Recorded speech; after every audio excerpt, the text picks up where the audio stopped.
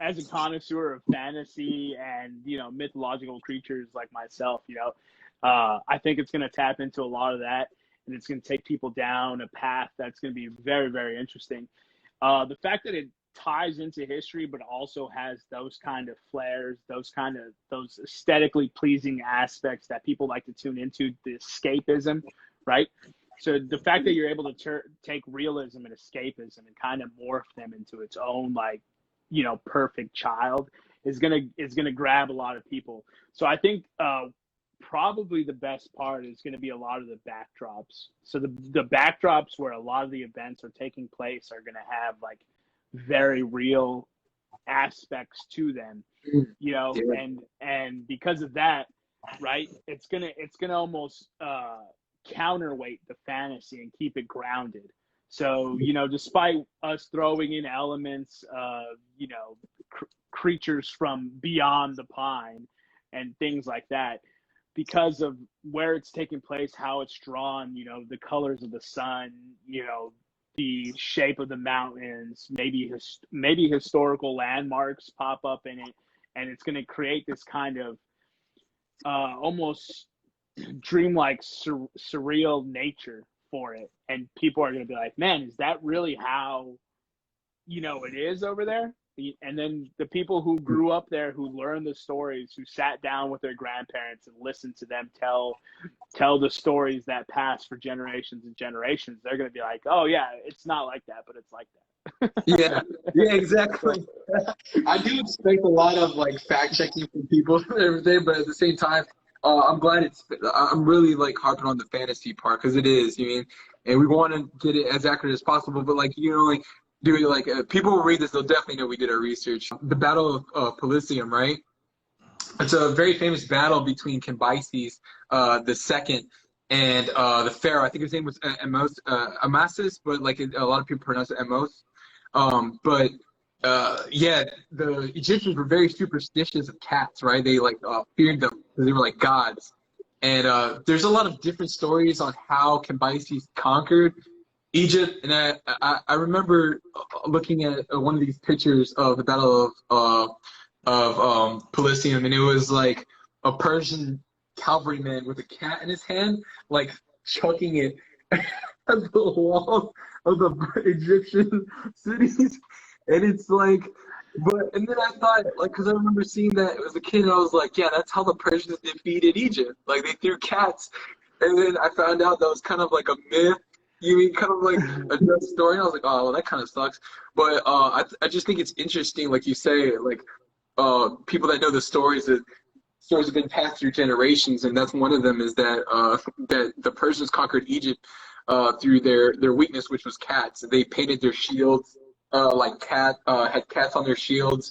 They for lack of better terms, kennels, had little kennels of cats, and threw them at the Egyptians, and the Egyptians fled, which I'm pretty sure it didn't make every Egyptian run away. I'm pretty sure there was still a bloody battle, which there was, but I just think it's interesting that you mentioned the whole passing down of stories. That's one of them, but I think it's our opening battle, the page opens with a battle scene, 525 BC. It's kind of in ballpark because there's a whole bunch of different dates floating around there, but 525, 524 BC is around when this battle happened. Cambyses goes down to Egypt. He wants to expand the empire of Cyrus, his father, who passed, and that was the one independent state that posed a huge threat besides Greece at the time, and yeah, I always found it interesting that battle because that's how it went down. Also, there's also talks of he wanted the pharaoh's daughter. The pharaoh gives him gives him a fake daughter and places a real one because she doesn't want his daughter to be a concubine, and it's just all this different hearsay she say. But I think that's the best part, man. It's the hearsay she say, because then it really allows you to step in there and create your own story. And I think as long as you stamp it with the fantasy, hey, this is a fantasy, then people can't really come at you sideways for. Yeah, there's always going to be somebody who's like, no, that's not how it is, because that's how people always are.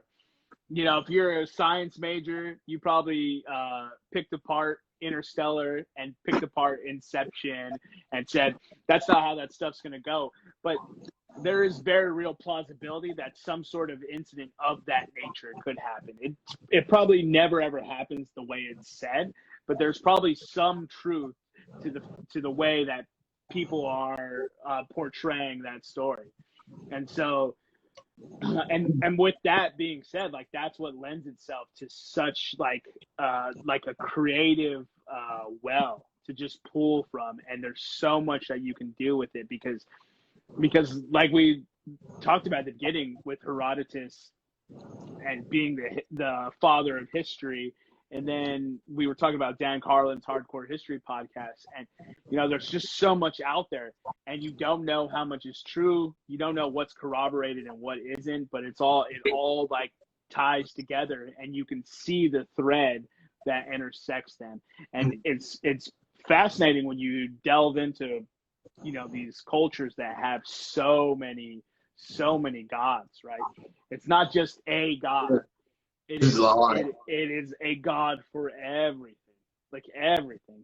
Economics, water, you know, moon, gold, love, hate. You know, like they have a god for everything, and so that lends itself to being so much richer, and that's where, you know, as a storyteller, that's what you want in your stories, is that you have something so awesome to tell.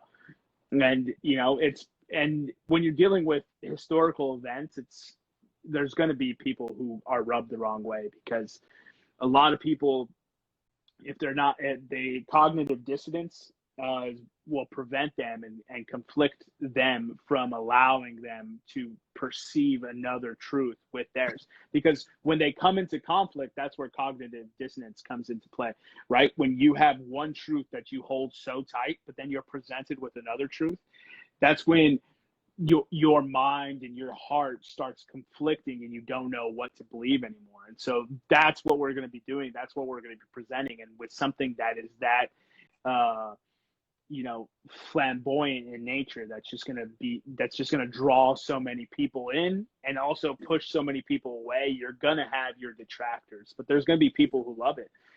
And so that's the only thing you can hope for. You can't worry about the people who are going to dislike it. You can only worry about the people who are going to like it.